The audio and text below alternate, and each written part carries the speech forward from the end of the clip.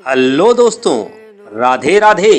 स्वागत है आपका अपने चैनल पर। कैसे हैं आप? आशा करता हूं कि आप सभी लोग स्वस्थ होंगे, मस्त होंगे और अपने अपने कामों में व्यस्त होंगे। तो दोस्तों, चलते हैं आज की नई जानकारी की तरफ। कलयुग में कौन से पांडव ने कहां जन्म लिया, जानिए रहस्य। महाभारत में हर व्यक्ति अपने आप में महान था। हर कोई किसी न किसी अवतारी था और सभी के पास अद्भुत शक्तियां थीं। कोई उन शक्तियों का इस्तेमाल कर पाया तो कोई नहीं। कोई हार गया तो कोई जीत गया। कहते हैं कि सभी योद्धा एक रात के लिए जीवित हो गए थे और यह भी कहते हैं कि सभी योद्धा कलिकाल में किसी न किसी नाम से फिर से जन्मे थे। आओ जानते हैं उनके अवतारी, जीवित और कलिकाल में पुनर्जन्म की रोचक कहानी। भगवान श्री कृष्ण के अवतार थे तो बलराम शेषनाग के अंश थे। 8 वसुओं में से एक धू नामक वसु ने ही भीष्म के रूप में जन्म लिया था। देवगुरु बृहस्पति ने द्रोणाचार्य के रूप में जन्म लिया था। अश्वत्थामा रुद्र के सूर्यदेव के पुत्र, कर्ण इंद्र के पुत्र अर्जुन, पवन के पुत्र भीम और धर्मराज के पुत्र युधिष्ठिर और 2 अश्विनी कुमारों नासत्य और दस्त्र के पुत्र नकुल और सहदेव थे। रुद्र के एक गण ने कृपाचार्य के रूप में जन्म लिया। द्वापर युग के अंश से शकुनी अरिष्टा के पुत्र हंस नामक गंधर्व ने धृतराष्ट्र तथा पांडु के रूप में जन्म लिया। सूर्य के अंश धर्म ही विदुर के नाम से प्रसिद्ध हुए। कुंती और माद्री के रूप में सिद्धि और धृतिका का जन्म हुआ था। मति का जन्म राजा सुबल की पुत्री गांधारी के रूप में हुआ था।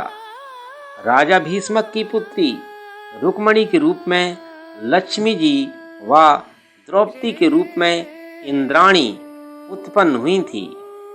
अभिमन्यु चंद्रमा के पुत्र वर्चा का अंश था, अवतार थे।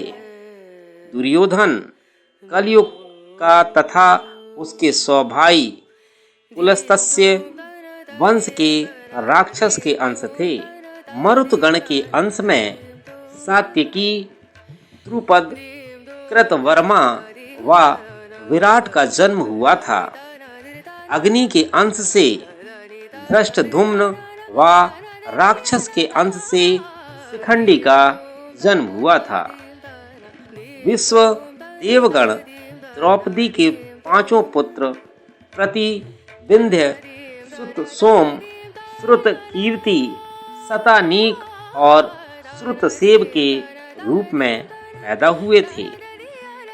दानवराज विप्रचित्ति, जरासंध व हिरण्यकश्यप शिशुपाल का अंश था। कालनेमी दैत्य ने ही कंस का रूप धारण किया था।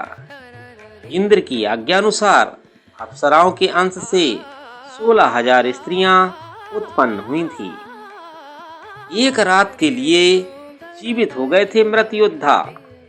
यह उस समय की बात है जब धृतराष्ट्र, कुंती, विदुर, गांधारी और संजय वन में रहते थे। एक दिन वन में उनसे मिलने युधिष्ठिर के बाद धृतराष्ट्र के आश्रम में महर्षि वेदव्यास आए। महर्षि वेदव्यास ने धृतराष्ट्र, गांधारी और कुंती से कहा कि आज मैं तुम्हें अपनी तपस्या का प्रभाव दिखाऊंगा। तुम्हारी जो इच्छा हो वह मांग लो। तब धृतराष्ट्र व गांधारी ने युद्ध में मृत अपने पुत्रों तथा कुंती ने कर्ण को देखने की इच्छा प्रकट की। द्रौपदी आदि ने कहा कि वे भी अपने परिजनों को देखना चाहते हैं। महर्षि वेदव्यास ने कहा कि ऐसा ही होगा। ऐसा कहकर महर्षि वेदव्यास सभी को गंगा तट पर ले गए। रात होने पर महर्षि वेदव्यास ने गंगा नदी में प्रवेश किया और पांडव व कौरव पक्ष के सभी मृत योद्धाओं का आवाहन किया। थोड़ी ही देर में भीष्म, द्रोणाचार्य, कर्ण, दुर्योधन, दुशासन, अभिमन्यु, धृतराष्ट्र के सभी पुत्र, घटोत्कच, द्रौपदी के 5 पुत्र, राजा द्रुपद, धृष्टद्युम्न, शकुनी, शिखंडी आदि वीर जल से बाहर निकल आए। उन सभी के मन में किसी भी प्रकार का अहंकार व क्रोध नहीं था। महर्षि वेदव्यास ने धृतराष्ट्र व गांधारी को दिव्य नेत्र प्रदान किए। अपने मृत परिजनों को देख सभी के मन में हर्ष छा गया। सारी रात अपने मृत परिजनों के साथ बिताकर सभी के मन में संतोष हुआ। अपने मृत पुत्र, भाई, पतियों और अन्य संबंधियों से मिलकर सभी का संताप दूर हो गया। इस प्रकार वह अद्भुत रात समाप्त हो गई। पुनर्जन्म। भविष्य पुराण के अनुसार शिवजी से युद्ध करने के कारण पांडवों को कलयुग में पुनः जन्म लेना पड़ा था। कहते हैं कि जब आधी रात के समय अश्वत्थामा, कृतवर्मा और कृपाचार्य ये तीनों पांडवों के शिविर के पास गए और उन्होंने मन ही मन भगवान शिव की आराधना कर उन्हें प्रसन्न किया। इस पर भगवान शिव ने उन्हें पांडवों के शिविर में प्रवेश करने की आज्ञा दे दी। जिसके बाद अश्वत्थामा ने पांडवों के शिविर में घुसकर शिवजी से प्राप्त तलवार से पांडवों के सभी पुत्रों का वध कर दिया और वहां से चले गए। जब पांडवों को इसके बारे में पता चला तो वे भगवान शिव से युद्ध करने के लिए पहुंच गए। जैसे ही पांडव शिव जी से युद्ध करने के लिए उनके सामने पहुंचे, उनके सभी अस्त्र शस्त्र शिव जी में समा गए और शिव जी बोले, तुम सभी श्री कृष्ण के उपासक हो, इसलिए इस जन्म में तुम्हें इस अपराध का फल नहीं मिलेगा, लेकिन इसका फल तुम्हें कलयुग में फिर से जन्म लेकर भोगना पड़ेगा। भगवान शिव की यह बात सुनकर सभी पांडव दुखी हो गए और इसके विषय में बात करने के लिए श्री कृष्ण के पास पहुंच गए।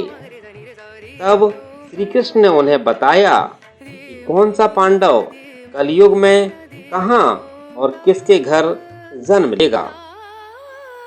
कलयुग में किसका जन्म कहां हुआ जानिए। पहला, युधिष्ठिर जन्म वत्सराज नाम के राजा के पुत्र के रूप में हुआ। उनका नाम मलखान था। दूसरा, भीम का जन्म वीरण नाम से हुआ, जो वनरस नाम के राज्य के राजा बने। तीसरा, अर्जुन का जन्म परिलोक नाम के राजा के यहाँ हुआ। उनका नाम ब्रह्मानंद था।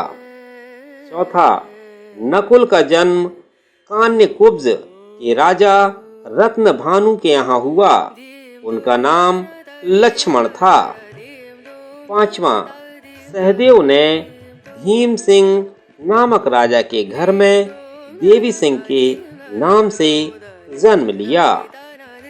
छठवां, दानवीर कर्ण ने तारक नाम के राजा के रूप में जन्म लिया।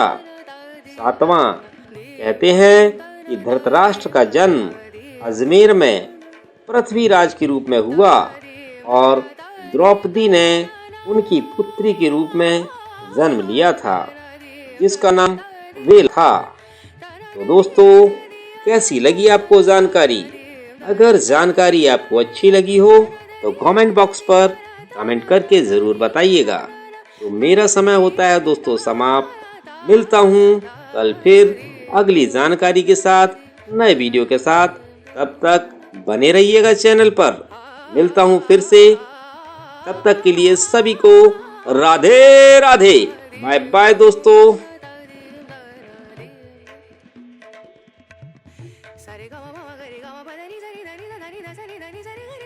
దని సరి ధమ మగరి దని రే సరి